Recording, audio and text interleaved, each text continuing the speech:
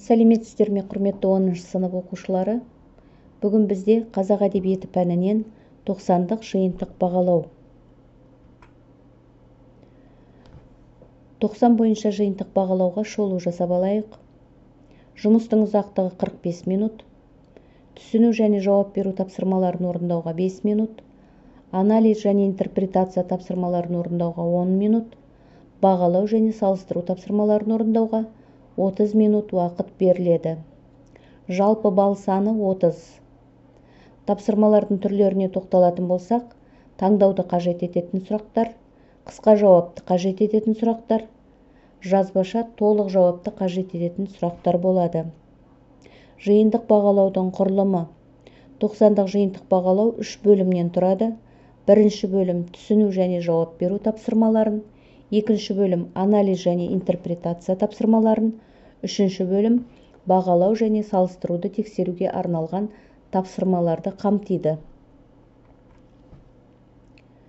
Біз сіздермен осы 90-да тарих тағылымы деп аталатын 4-ші тарауды аяқтадық. Біз оқыған шығармалар: Шерхан Мұртазаның Бесеудің хаты драмасы, Жәркен Бөдешұлының Жалғыз поэмасы. Бірінші бөлім тапсырмалары.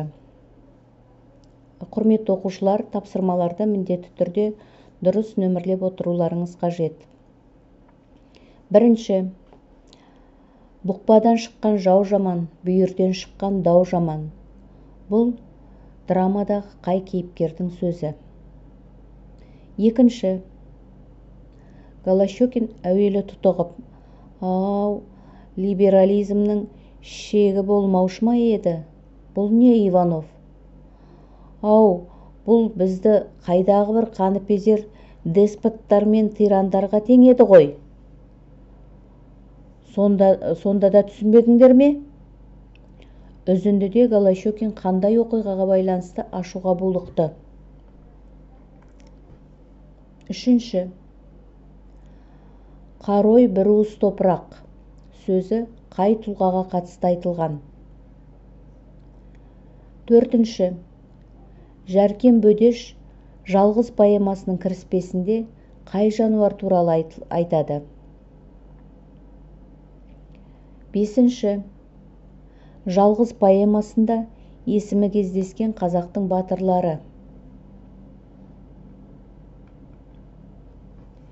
Екінші бөлімге көшейік. Бұл жердегі тапсырмалар қысқа жауапты қажет ететін тапсырмалар. Нөмірлеп отырыңыздар, бұл 6-шы тапсырма. Шерхан Мұртаза Бесеудің хаты драмасының кейіпкерлерін өмірлік мақсаттары мен ұстанымдары тұрғысынан топтастырып жазуларыңыз қажет.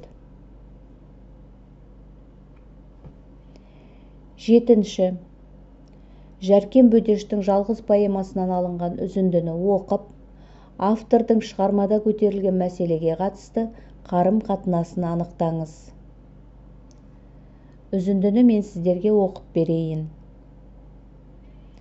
Жалғыздықтың азабын шәкерімдей тартқан кім? Жалғыз құдық түбінде жалғыз қурап жатқан кім? Жалғыз таудың қуысын қысы жазы паналап, жалғыз балға, 4 таға, жалғыз атын тағалап, тобылғы сап, жез бунақ, жалғыз қамшы сабалап, жалғыз қыстау, жалғыз меңіреу тас үйде, жалғыз шырақ, жалғыз төсек, жалғыз жастық, жалғыз құран, жалғыз құман, жалғыз шаршы жайнамаз. 5 намазын оқиды, күңіреніп білек тол, тыңдайды оны сай сала, орман тоғай, тымық қыр. Жалғыз жарлы ас үйде, жалғыз ошақ, жалғыз қазан, жалғыз шөміш, жалғыз көсеу, жалғыз табақ, жалғыз кесе, жалғыз қасық, жалғыз шәугім, бәрі жалғыздан. Жалғыз жүрек, жалғыз қалам, жалғыз жан. Тас қораның сыртында төңкерілген итаяқ. Жалғыз боран, жалғыз бөрі ұлып тұр. Емен есіп күзеткен жалғыз шойын құлып құл. Босағада мөңірейді іші қуыс толып құр. Ағаш науа ішінде қатып қалған тұнық су. Қатып қалған сіресіп жалғыз қайың құрық тұл. Беу жалғыздық әлемі, беу жалғыздық әлемі. Ғұламаға ғұмырлы жарасқаның әдемі. Жалғыздықтан қорқады обыр, жемқор. Топшыл, құзғын, күшіген. Жалғыздықты даралық, даналық деп түсінем. Тағдырлар бар сан алуан, ішінде құла аласы. Жалғыздықтан жаралған адамзаттың баласы. Данасы мен дарасын мәрмәр тасқа қашай дел. О жалғыздық, жасай көр. О жалғыздық, жасай бер.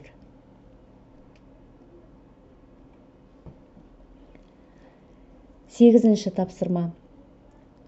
Жалғыздықты сипаттаудағы ақынның стильдік ерекшелігіне баға беріңіздер.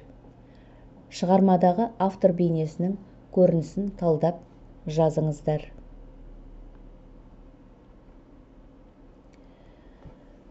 Үшінші бөлім.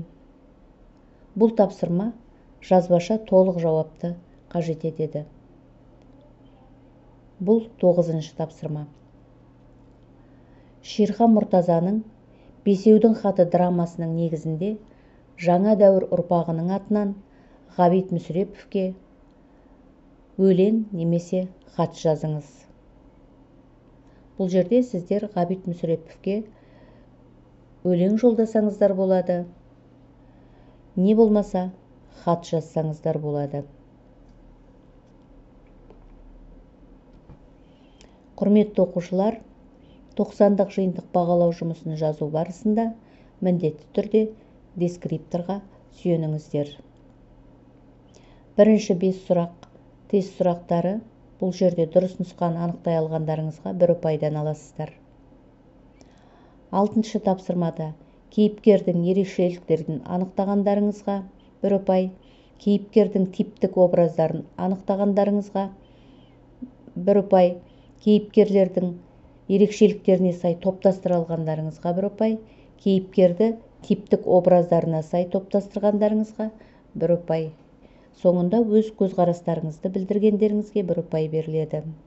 7-ші тапсырмада шығармада көтерілген мәселені анықтағандарыңызға 2 ұпай, мәселеге қатысты автордың көзқарасын анықтағандарыңызға 2 ұпай, шығарма оқиғасындағы автор бейнесін анықтай алғандарыңызға 1 ұпай беріледі.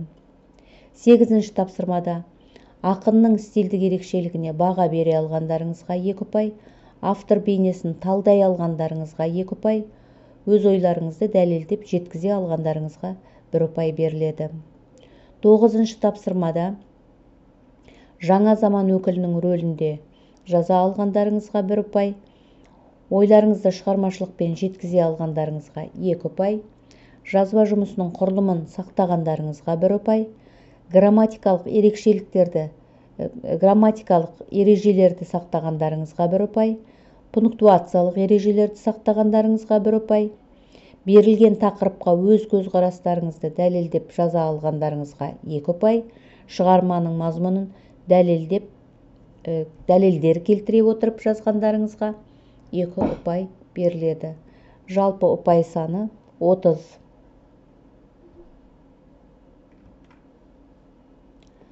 Құрметті оқушылар, жұмыстарыңызға сәттілік тілеймін. Сау болыңыздар.